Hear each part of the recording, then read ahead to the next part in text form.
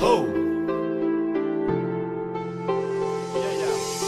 hey hey hey man need quoi bien bien bien bien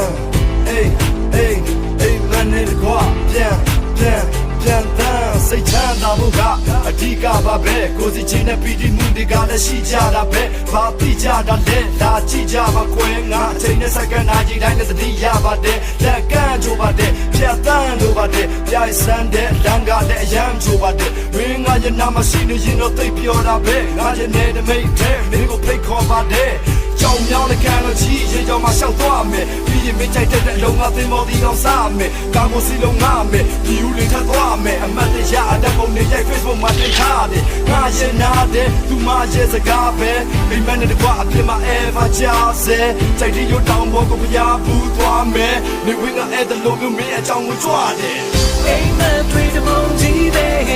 မင်းတို့ရောက်သူစိတ်ကူးထားတယ်